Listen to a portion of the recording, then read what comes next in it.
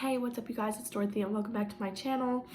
Thank you guys so much for stopping by and sticking with me.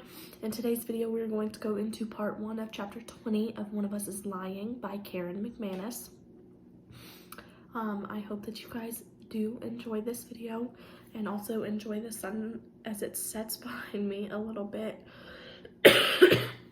And please bear with me with the coughing and taking sips of my drink, as I believe I'm no longer sick, but it's just allergies and they are kicking my butt. But let's get right into this video. This video may contain sensitive topics and foul language. If you do not wish to continue, please click off the video now. You have been warned. Chapter 20. Cooper, Thursday, October 16th, 5:45 p.m.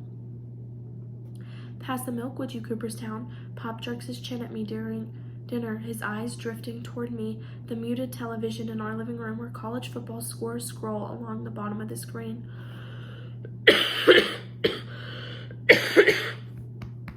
So what you do with your night off? He thinks it's hilarious that Lewis posed as me after the gym yesterday. I hand over the carton and picture myself answering his question honestly. Hung out with Chris, the guy I'm in love with. Yeah, Pop, I said guy. No, Pop, I'm not kidding. He's a preemed freshman at UCSD who does modeling on the side. Total catch. You'd like him. And then Pop's head explodes. That's how it always ends in my imagination. Just drove around for a while, I say instead. I'm not ashamed of Chris. I'm not, but it's complicated. Thing is, I didn't realize I could feel that way about a guy till I met him. I mean, yeah, I suspected since I was 11 or so, but I buried those thoughts as far down as I could because I'm a Southern jock shooting for an MLB career, and that's not how we're supposed to be wired. I really did believe for most of my life I've always had a girlfriend, but it was never hard to hold off till marriage like I was raised.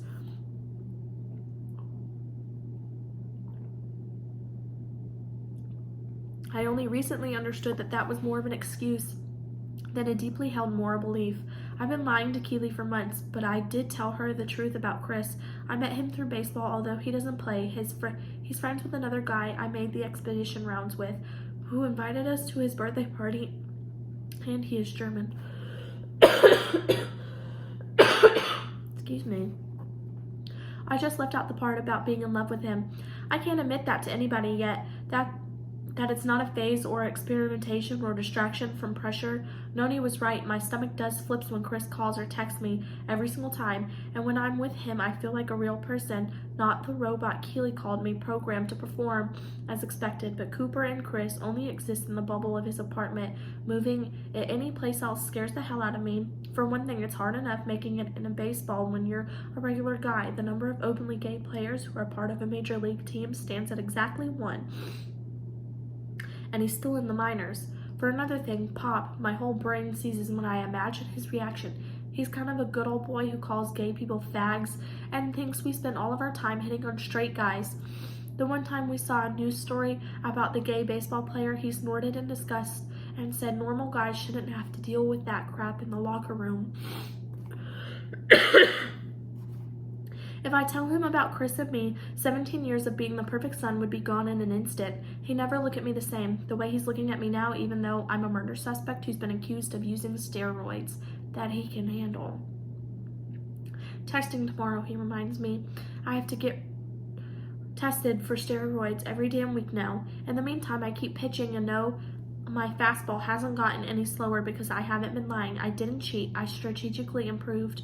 It's Pop's idea. He wanted me to hold back a little junior year. That give my all so there'd be more excitement around me during showcase season. And there was. People like Josh Langley noticed me. But now, of course, it looks suspicious. Thanks, Pop. At least he feels guilty about it. I was sure when the police got ready to show me the unpublished about that post last month that I was going to read something about Chris and me. I'd barely known Simon, only talked to him one-on-one a few times, but anytime I got near him, I'd worry about him learning my secret. Last spring at junior prom, he'd been drunk off his ass, and when I ran into him in the bathroom, he flung an arm around me and pulled me so close I practically had a panic attack. I was sure that Simon would who's never had a girlfriend as far as I knew, realized I was gay and was putting the moves on me. I freaked out so bad I had Vanessa disinvite him to her after prom party, and Vanessa, who never passes up a chance to exclude somebody, was happy to do it. I let it stand even after I saw Simon hitting on Keely later with that kind of intensity you can't fake. I hadn't let myself think about that since Simon died. How the last time I talked to him, I acted like a jerk because I couldn't deal with who I was. And the worst part is, even after all of this, I still can't. That is the end of part 1. I will see you guys in the next video for part 2. Bye.